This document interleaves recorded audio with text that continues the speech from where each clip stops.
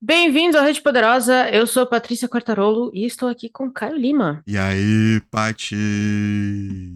Chegamos no meio do mês, do ano. É, o meio do mês eu queria que chegasse logo também, Puta viu? merda. Vivos e operantes, mas quase que não. Mais ou menos, mais ou menos. Mas a gente tá levando do jeito que dá. A gente tá levando do jeito que dá. Como sempre, né? Esse tem sido o nosso lema. Tamo aí, independente do que tá acontecendo, É isso aí. basicamente. Basicamente é Bom, isso. vamos lá. BO, pra quem não sabe, é o nosso listão de recomendações de coisas pra você assistir e ler. E pra quem tá no YouTube, pra quem tá acompanhando a gente no YouTube, essa semana, agora, semana passada, que passou agora, saiu a nossa série O Outono da Idade Média no YouTube inteiro. Então, assim, a gente demorou aí uns 6 meses pra finalizar o Visualize, tudo bonitinho. Lembrando, né, que nós somos 4 pessoas fazendo trampo de muitas. Mas tá no ar, tá bonitinha. 4 episódios e o último saiu com a Nayara Damas, que escreveu o prefácio da edição da companhia. Ela deu uma aula pra gente, foi incrível a conversa. Então, quem tá no YouTube e não ouviu a série ainda, a série agora também já está no YouTube. Acho que é bom avisar, né, cara? Com certeza. E esse episódio com a Nayara Damas foi a cereja do bolo do nosso 2022, né? Incrível. Cara, não basta a gente ter lido O Outono da Idade Média, que eu acho que realmente é um daqueles livros que você termina e fala, eu sou leitora, Sim. tá? Eu leio. Você se E provou. ainda poder bater esse papo com ela foi incrível, porque ela complementou muito, né, da nossa própria leitura e do conhecimento que a gente não tem, né? Porque nós não somos historiadores, nós somos leitores apaixonados por livros, mas é sempre legal quando alguém estuda a coisa, vem aqui e dá uma aula aberta, de graça, pra gente. Foi o Certamente, que ela fez. certamente. Uma aula aberta. Bem definido, Patrícia. Mandou muito bem. Nessa toada, vamos falar então de coisas boas pro pessoal assistir em casa? Vamos. Eu Toca o tenho barco. coisas excelentes. A primeira é que eu entendi qual é o meu ritmo pra série e eu tenho que esperar a série acabar pra poder assistir. Mas acabar, não acabar a temporada. E aí eu comecei a assistir Succession, né? O grande fenômeno da HBO. Assisti a primeira e a segunda temporadas. E aí eu dei uma parada pra poder focar nas coisas aqui do podcast, né? Eu tô com um PC novo, eu passei o mês inteiro sem PC, inclusive. Então, o nosso ritmo de trabalho diz muito sobre como as coisas vão andando aqui, porque o mês inteiro tava gravado já, e a gente tem esse cuidado. E aí eu assisti a primeira e segunda temporadas. A primeira temporada já é muito maneira, né? Mas é, é muito interessante que ela foi realmente para ser uma temporada de apresentação da, do enredo todo. Mas a segunda temporada é avassaladora, pô. É muito boa. É muito boa. 5 estrelas total, É. assim. É difícil eu achar alguma parada, tipo, nesse pique. E a segunda temporada é excelente. Excelente. Cara, e eu atrevo-me a dizer que ela só vai melhorando na terceira e na quarta. A quarta é, tipo, a quarta eu fiz um negócio que eu não fazia há muito tempo, que é os episódios saíam todo domingo, né? Sim. E aí na segunda eles já estavam no HBO Max. E toda segunda, porque eu não tenho mais paciência de ver no horário que sai. Mas toda segunda, meu almoço era assistir o episódio, porque eu ficava fissurada pra terminar. E assim, eu acho que tem real. Quando você assistir, você confirma isso, mas eu acho que tem real um dos melhores roteiros da televisão dos últimos anos, assim, a quarta temporada. Vai na Sim. fé que eu acho que você vai curtir. Sim. E eu tinha uma certa implicância justamente por ser uma série de bilionários, né? Bilionários. Bilionários também são gente, cara. Exata. É verdade. Tem até amigos que Poxa são. vida. Mentira, não tenho não, senão eu já não tava na Eu penúria. ainda não, um dia eu espero ter, né? Espero estar nesse meio um dia. Eu Por queria enquanto eu virar não tenho, mas assim, também parça de são alguém. gente. Se eu virar parça de É, alguém, eu é isso. até aplaudo traição, não tem problema não, gente. Só Mas. voa. Exato. Mas assim, enredo muito bem construído, trama muito bem encaixada, profundidade das personagens, como a dinâmica entre elas, até tipo o irmão mais velho, né, o Connor, que é meio que o esteta da família, né, o esteta olavista da família. Ele tem uma certa profundidade, ele estabelece relações com os outros irmãos, com o pai, sacou? Então existe um fundo que não é só um fundo bizarro, não é só um fundo para mostrar o bilionário de extrema direita da alt-right americana que faz de tudo para se lançar politicamente e tudo mais. Ele tem um suprassumo muito forte. E é isso, tipo, o Kendall é um dos personagens mais formidáveis já escritos, assim, que eu tenho de memória. Baita personagem, baita ator. Todo mundo no pico, assim, de atuação mesmo, de trabalho, sabe? De engajamento com a parada. E tem um bagulho que me pegou muito. Foi quando eu passei a levar a sério a série, assim, no segundo, terceiro episódio da primeira temporada. É que eles dão uns closes meio aleatórios nessas cenas de reunião, né? É meio The Office, assim. Eles pegam uma pessoa que não tem nada a ver com a história, tipo assim, uma pessoa bem tangencial à história, e vão na cara dela. E você vê que até esses atores que têm papéis pequenos estavam muito concentrados na cena, sabe? Então tava todo mundo muito mobilizado pra fazer a parada. E aí isso me pegou, e eu fui, assim, e aí não tem como. Baita série, total.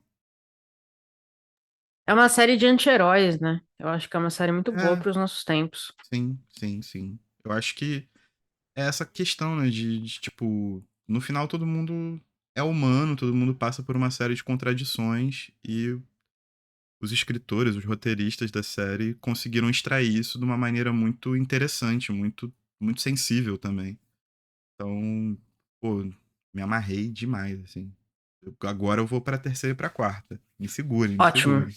Estava esperando você chegar nela, mas tudo bem.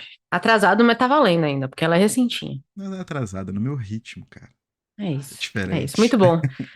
Deixa eu fazer, então, já que você falou sensível e bonito e sei lá o que mais, eu acho que liga muito com o filme que eu quero falar. Eu só tenho uma recomendação, então faço a minha, a gente volta e você fecha esse pedaço, pode ser? Já é, show.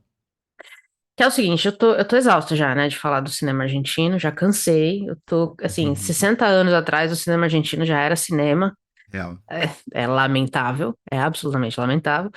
Mas é o que é. E aí eu assisti esse mês, eu assisti muito lixo esse mês, você também, que eu sei, mas aí eu Sim, também assisti outros lixos, mas sim. no meio desse lixo todo, eu assisti a História Oficial, que foi o filme que levou o Oscar de filme estrangeiro de 86 ou 87, que é um argentino. E aí ele se passa no final já da ditadura, né, no finalzinho já, quando as pessoas estão começando a se organizar e questionar as coisas, mas o foco principal é num casal que nunca pôde ter filhos, e eles adotaram uma menina já faz alguns anos. É, a mãe é completamente apaixonada por essa menina, e aí ela começa a ouvir histórias, assim, ela sempre foi muito privilegiada, né? Ela é professora numa escola conservadora, o marido tem um cargo muito alto, próximo de militares, então ela sempre foi muito fechada do que acontecia na ditadura. E aí ela começa a ouvir histórias sobre crianças torturadas na prisão, sobre mães com crianças que foram, mães grávidas que foram torturadas, tiveram os filhos retirados delas e doados. E aí ela começa a linkar uns pontos estranhos na vida dela, assim, de onde vem essa menina que ela adotou. De repente, um dia o marido chegou e falou: Olha, temos uma menina que está disponível para adoção, eu vou lá buscar ela e trouxe ela para casa. E aí essa menina passou a fazer parte da vida dela. E agora ela começa a perceber que a vida dela era uma mentira, possivelmente. Então é uma metáfora muito boa para a própria Argentina, né? E para Sim. quem viveu disfarçado de elite durante uma ditadura.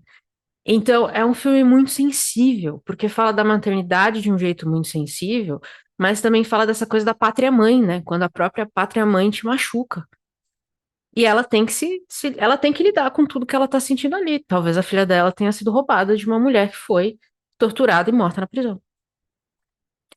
É Pesado, pesadíssimo, é pesado, porrada real, e tá pesado. na Netflix, assim, não tá óbvio de achar, eu pelo menos não achei muito óbvio de achar, mas tá lá. Então chama História Oficial, baita filme, esse eu espero não vai sair logo, porque coitado, o Rafa, a gente falou no último lá, a gente deu uma recomendação que já tinha saído do da HBO, mas esse, pelo que eu vi, ainda tá lá e vai ficar lá por um tempo. Então, aproveitem. Belíssimo filme. Belíssimo filme de verdade. E a Infelizmente gente, argentino, mas é isso. e a gente fazendo a curadoria pra vocês, hein? Quero Como saber sempre. Tamo indo bem, hein? quando é que vai pingar o cascalho no meu bolso, tá? É só isso que eu quero saber, E só. a Netflix não dá nada, não. Não, eu quero dos outros, Ih, pode ser no Netflix, não. Quem quiser me deixar rico, eu tô aceitando. pois Mas muito bem. Tem mais uma recomendação daí? tem. Essa tá relacionada ao nosso episódio do mês, né? O nosso tema desse mês de julho é essa literatura pré-guerra.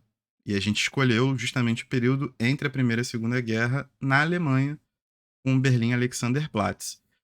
E além de ser um grande livro, ele deu origem a uma grande série do Fassbinder, que saiu em 1980, uma série em 14 episódios, se eu não me engano. Pra mim, tipo, é que eu tenho uma relação muito próxima do Berlim Alexanderplatz, então pra mim, tipo, é a série das séries. E reassistir foi absolutamente animal, assim. É incrível, porque não é um livro fácil, é um livro polifônico, cheio de meandros para que a gente vai descascar no nosso episódio. Mas conseguir transformar esse livro em série é um feito absurdo. Absurdo, porque, assim, Isso é verdade. é muito difícil você passar essa estrutura dele, né? A grande questão é a estrutura, é a forma como ele é Uhum. montado, não a história em si, que é uma história relativamente simples de um presidiário em busca de redenção e não consegue. Mas a forma como faz Binder faz, assim, pra mim é a produção das produções em relação a série, televisão, o que é que seja que você queira encaixar aí. É maravilhoso, é Boa. simplesmente maravilhoso. Tá na reserva Imovision, né? Isso. Eu ia falar isso, deixa eu aproveitar e fazer uma re-recomendação, duas.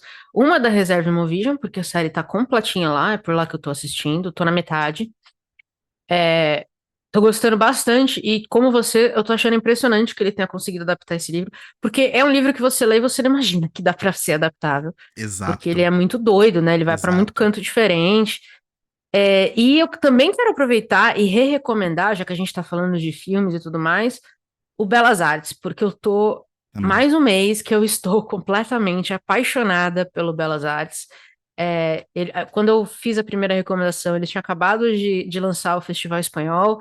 Agora, recentemente, eles fizeram um festival de filme georgiano. Filmes que nunca, assim, eu nunca assistiria se não tivesse disponibilizado dessa maneira.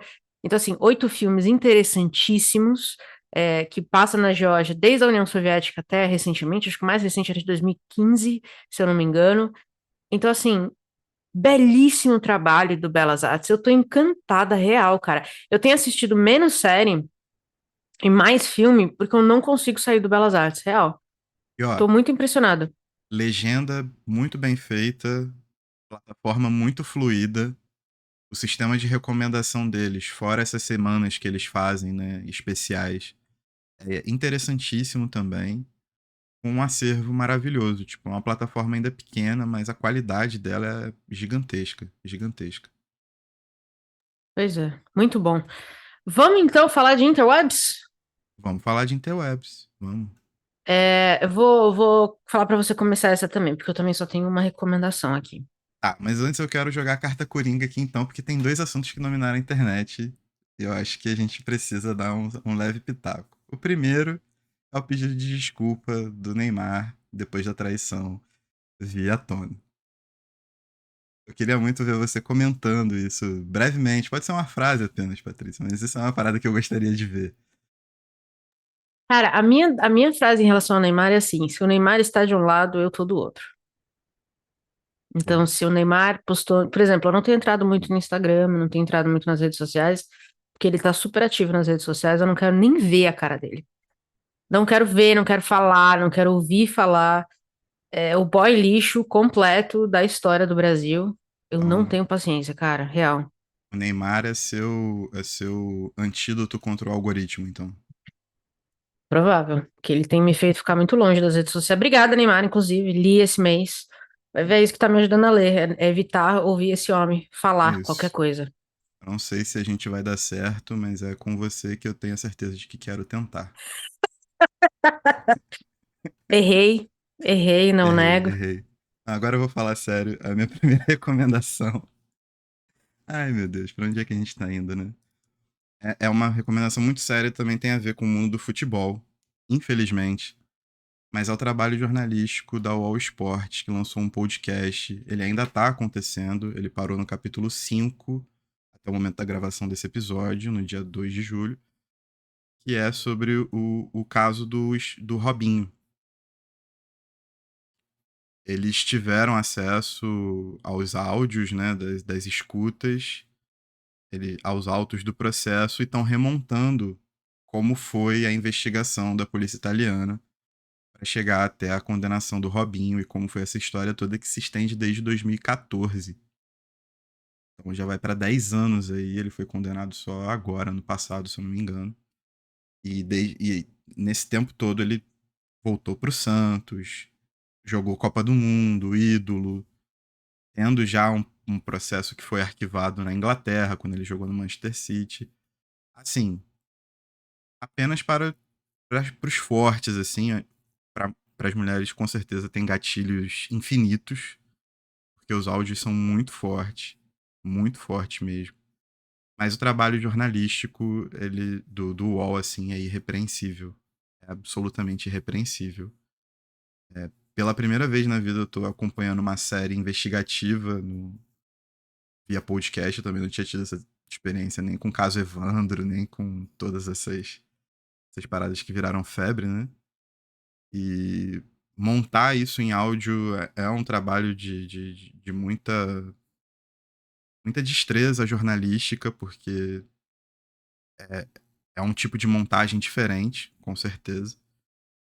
E os jornalistas, né, toda a equipe que teve que lidar com esse material.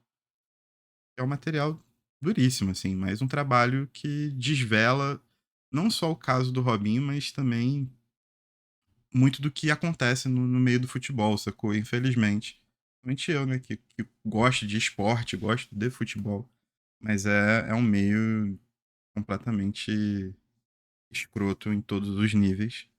E baita trabalho jornalístico, cara. Baita trabalho jornalístico, mas fica aqui, gatilhos enormes.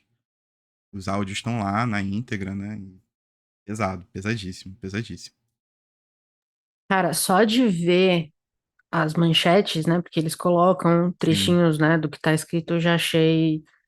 Não dá pra ouvir, não. Eu não acho que é um podcast pra mim. Mas que bom que, assim, o UOL tem tido. Eu tenho tido boas. Eu venho visto boas coisas no UOL. Eu gosto muito do UOL Tab, eu acho que eles fazem um trabalho muito legal por lá. Mas é legal saber que o podcast tá bom. Eu realmente acho que não é um podcast que eu vou ativamente ouvir. Pra mim, pessoalmente, não me sim, sim. interessa muito, mas é bom saber, cara. Boa recomendação. Brabo. O trabalho jornalístico é muito brabo, só que é um podcast completamente ignóbil no sentido do que foi todo o caso, né?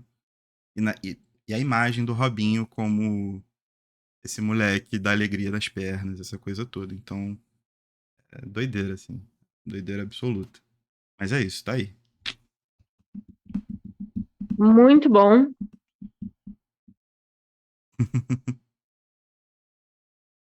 Esse se a Chloe quer É, participar. tô vendo se ela não tá ronronando muito alto pra Tá sair não, tá de no. boa, tá de boa. Não? É, então tá bom.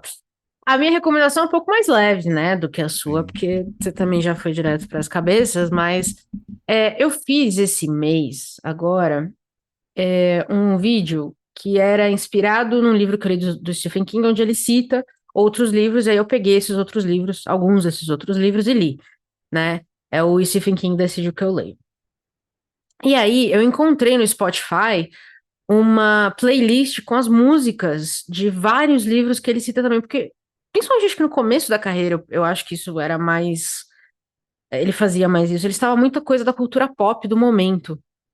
Então, fizeram uma playlist no Spotify com as músicas que ele cita, né, nos livros dele.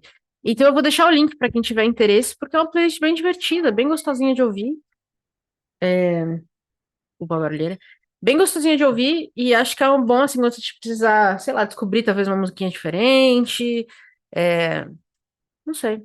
Ou simplesmente ouvir o tipo de coisa que o Stephen King ouvia em determinadas épocas. Achei curioso. Simples assim, achei curioso, vou recomendar pra vocês. É isso, não.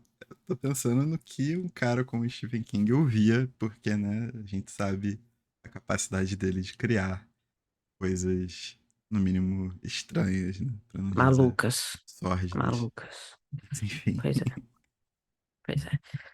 Mas é isso. Tem mais uma recomendação daí? Tenho. Mais uma recomendação que vem direto da Tabla, né? A Tabla lançou mais um curso livre sobre uma breve história do Iraque. Então, se você quer saber um pouco mais sobre esse país que foi brutalmente invadido pelos Estados Unidos sem motivo nenhum, vai lá conhecer. Eu acho que são 3 aulas, se eu não me engano, e está disponível no YouTube da Tabla. Padrão de qualidade Tabla, como sempre. E assim, é difícil falar da Tabla assim, né? Porque todo episódio, basicamente do BO, de 2 em 2 meses, eles lançam um curso novo. E é muito bom. E eu assisto, eu faço curso e corro atrás. E é isso, pô. Os caras são maravilhosos no que eles se propõem a fazer. Eles trazem essa, o Oriente Médio, o norte da África ali, né? De uma maneira muito profunda. Que é uma parada que a gente não tinha aqui de maneira tão aberta, né? Então, pô, eu só vou mergulhando mesmo. E é isso. Breve história do Iraque da Tábua. Lembrando, lembrando que nosso livro de agosto é O Tumor, da Tábua, do Isso. Ibrahim Alcone, que é uma distopia sobre o poder e tudo mais. A gente vai falar um pouco mais sobre ele em agosto. Então, Tábua vem de novo esse ano, fortíssima. Fortíssimo. Já tô com ele separadinho aqui, já começando a preparar já. O motor Eu já tá também. aquecendo. É isso. Muito bom. Bom, já que a gente já falou de livro, vamos então para a parte das leituras, né? Do que a Vamos, gente leu vamos. de bom esse mês. Eu li muito pouco, mas eu vou então pedir para você começar de novo, porque eu acho que você tem duas recomendações aí pro pessoal. Tenho duas, uma já tá dada, né? Que é o Berlim Alexanderplatz.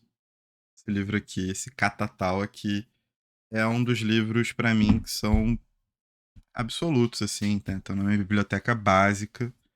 E a gente vai falar muito sobre ele em julho, nesse mesinho. E aí vamos deixar pro episódio pra emoção, né?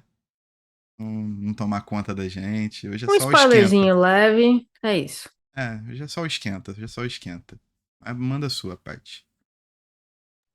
A minha recomendação é um livro que eu mencionei no BO numa área de lançamento, numa parte do lançamento, e aí eu comprei e fiz uma coisa que eu não faço muito comum, muito rápido, não, que é comprar e ler logo, quase ao mesmo tempo que eu comprei, que é O Império da Dor, Ah, do verdade. Patrick Radden Keefe, que vai falar sobre a crise de ópio, né, de opioides nos Estados Unidos, que começou muito força na década de 90, e a família por trás da farmacêutica que trouxe o Oxy para o mercado e que se nega a assumir qualquer tipo de responsabilidade por isso, o Sackler.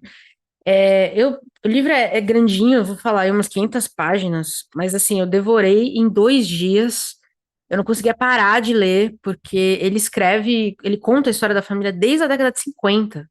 A falcatrua já é, ó, como sempre, é muito impressionante como isso é a regra, né?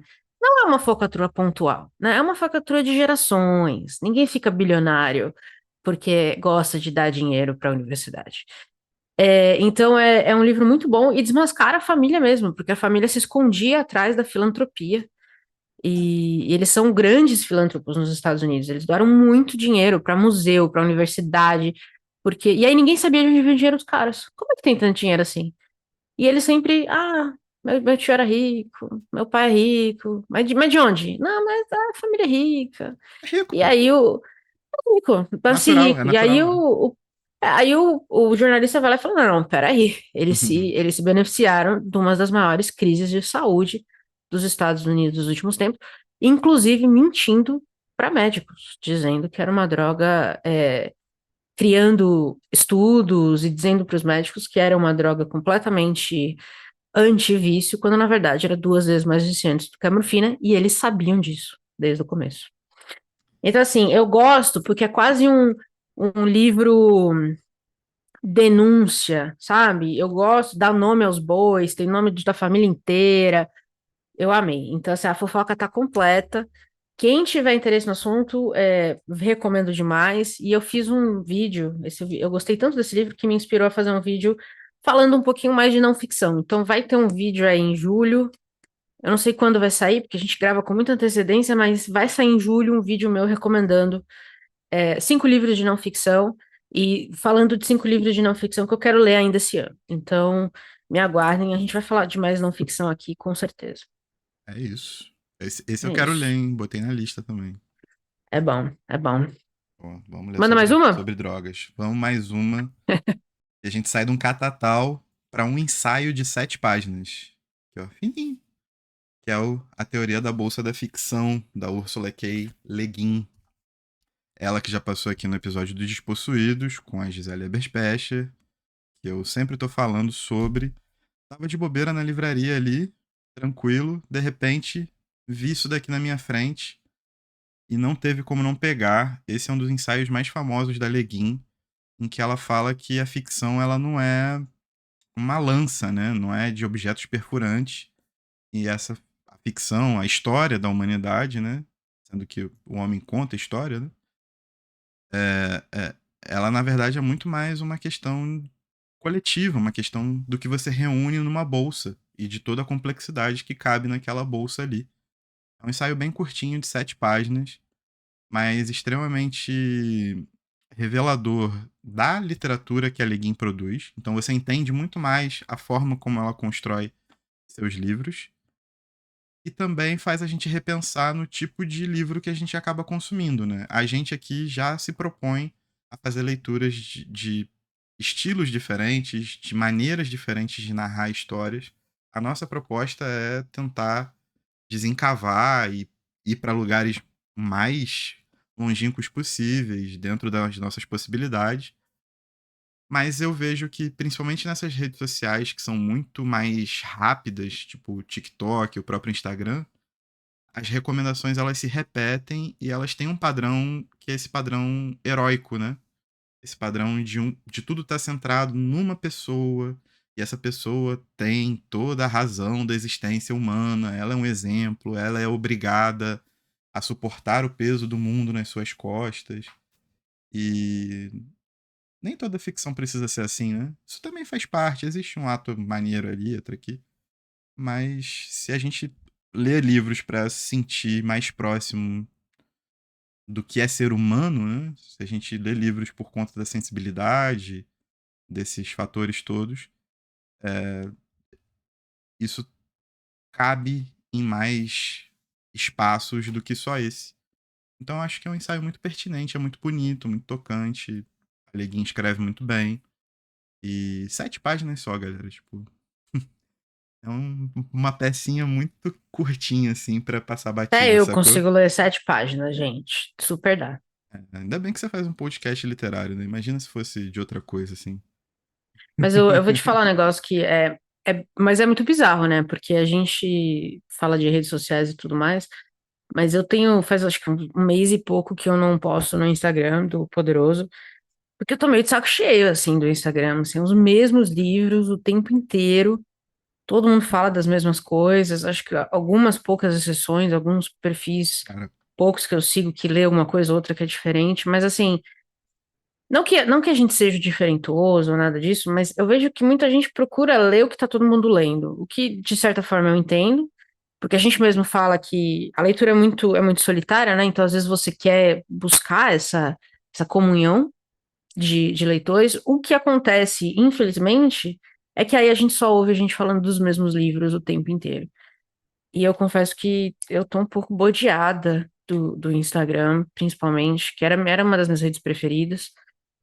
Mas eu vou voltar em algum momento, mas tá meio chato, entendeu? Eu não aguento mais os mesmos livros o tempo inteiro. cara, eu fiquei 3 semanas sem PC, né? Então, não podia, tipo, e eu gosto de sentar aqui no meu canto e fazer minhas paradas. E aí eu resolvi ver o que estavam falando de livro no TikTok, no Instagram no geral, mas principalmente no TikTok. E assim, autores como Cortázar, é um autor. Todo mundo chega em alguma coisa de Cortázar em algum momento. Uhum. Mesmo você vai no perfil de Instagram mais YA possível, ele vai chegar em alguma coisinha do Cortázar, vai chegar em alguma coisinha de Gabo, sabe? Uhum. Mas assim, no TikTok, o vale é muito mais fundo. Tipo, a reunião de pessoas falando sobre os mesmos livros, ela é muito grande, mano. E é um algoritmo feito para se retroalimentar, né? Uhum. Então, eu observando essa parada assim, quando eu pensei na hora, porque é o mesmo tipo de história. Tipo, muda a capa, muda o nome das personagens, mas é o mesmo encaminhamento da história. E aí, pra quem viu a resenha sobre o livro da Colin Hoover, né, sobre a duologia da Colin Hoover, é sempre muito isso. É um personagem que carrega o fardo do mundo e os dilemas morais do mundo. E tem essa questão de pessoas que querem entrar numa comunidade de leitores.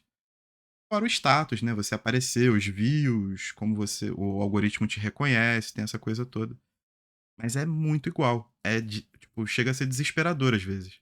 Porque é muito da mesma coisa. É muito bizarro. E o algoritmo é muito inteligente. E ele, se você parar pra olhar um vídeo, ele vai te recomendar um caminhão de vídeos iguais. Então, eu acho que esse ensaio é muito pertinente nesse aspecto, sabe? De, pô, tem uma galera muito jovem consumindo paradas idênticas e, mal ou bem, isso forma a cabeça da galera mesmo. Porque as pessoas se acostumam a esse tipo de história e se essa sensibilidade que é construída em você, né, se isso faz estar fazendo parte da sua construção como leitor e como pessoa efetivamente, é isso que você vai acabar reproduzindo numa sociedade cada vez mais individualista, egoísta, de resta um, cada vez mais competitiva, com menos oportunidades. Então é uma lógica bastante cruel, sacou? E esse ensaio vem pra dar uma freada nisso, assim. Eu acho que é uma boa. Fica a dica aí pra galera. Muito bom mesmo. E aí, vamos então fechar com os lançamentos que chamaram a nossa atenção esse último mês? Vamos fechar sim. Eu tenho Quer um começar? só. Posso Eu começar. também. Pode começar. E foi, eu acho que até te mandei durante o mês, que foi o do Oswaldo de Andrade, Oswaldo de Camargo, perdão, com o livro A Descoberta do Frio, que saiu pela Companhia das Letras. Uhum. Eu Mandou, já pus pensei, na lista, hein? eu que pensei que a Companhia das Letras não poderia me surpreender esse ano, porque é um ano de lançamentos bem mornos. Surpreendeu, fez um resgate lá dos anos 70, sabe? De um escritor preto que fala sobre invisibilidade dentro da ficção de uma maneira aparentemente bastante própria. E eu acho que isso já faz parte um pouco desse editor que eles chamaram na época da pandemia, com os protestos do- a partir da morte do George Floyd, né?